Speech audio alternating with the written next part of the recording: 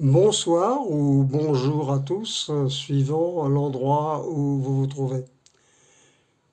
Écoutez, c'est la première fois que j'ai décidé de m'adresser à vous, juifs, non-juifs, spécialement ceux qui sont encore francophones ou en France, et également juifs d'autres pays et non-juifs. La raison de mon intervention, elle est très simple. Il y a ce qu'on appelle une notion de délivrance, de Géoula en ivrite, définitive.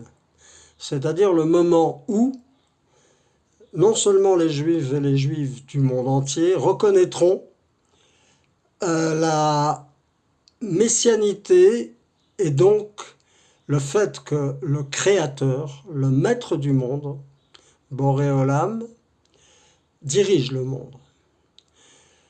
Nous avons passé des épreuves absolument incroyables, y compris depuis la Shoah, les virus, les remèdes, les vaccins, les non-vaccins, les pots de vin que les politiques ont reçus des grands trusts pharmaceutiques, etc., etc.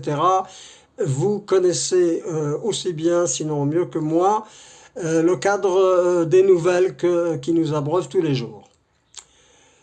Je pense très sincèrement que ce qui est en train d'arriver du point de vue événementiel, notamment en France, n'est pas du tout, mais pas du tout, prometteur et bon pour les juifs.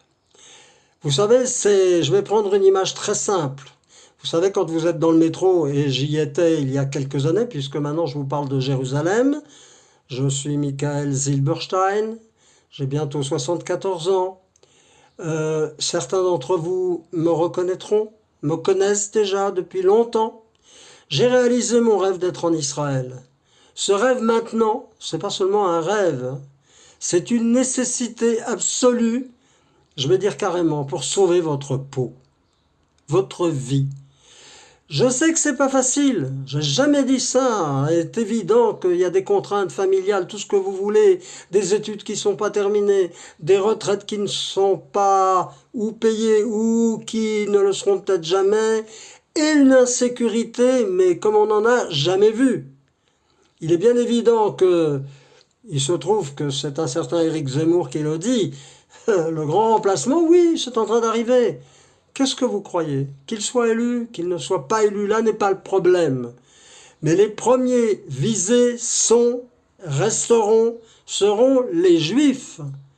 Donc dans le métro, vous savez, quand la porte va se refermer, il y a une sonnerie. Cette sonnerie, une fois qu'elle a sonné, les portes se referment. Le train est fermé et c'est fini. Ce que je souhaite, c'est que ces portes du train ne se referment pas sur vos vies. C'est ça le sens de mon appel aujourd'hui. Je ne vais pas vous brosser un panégyrique de tout ce qui doit être fait, ne doit pas être fait. Vous avez chacun votre niveau. Je m'adresse aux juifs et aux juives. Votre niveau de Torah, votre niveau de compréhension de ce que c'est que le mode d'emploi de la vie pour les juifs du monde entier. Mais la Torah d'Israël, c'est là que s'accomplit le destin du peuple juif, y compris le destin de l'humanité, car il est écrit dans nos textes que le temple, le troisième temple qui sera reconstruit exactement à l'endroit où, au-dessus du mur dit des lamentations, du Kotel, sera une maison de prière pour tous les peuples.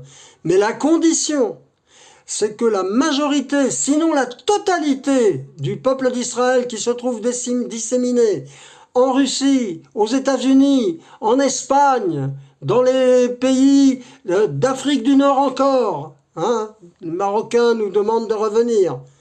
Laissons ça de côté. Il n'y a de Torah et d'accomplissement de la messianité qu'en Eretz Israël. Mon appel, c'est maintenant, Archav, les valises, pour ne pas se retrouver, comme on disait, du côté de Constantine et de l'Algérie, avec une main devant et une main derrière. Je vous en conjure, vraiment de tout mon cœur, avec toute la émouna, toute la foi que j'ai en moi, maintenant rentrez à la maison. Le temps n'est plus aux supputations, qu'est-ce qu'on fera, comment on fera.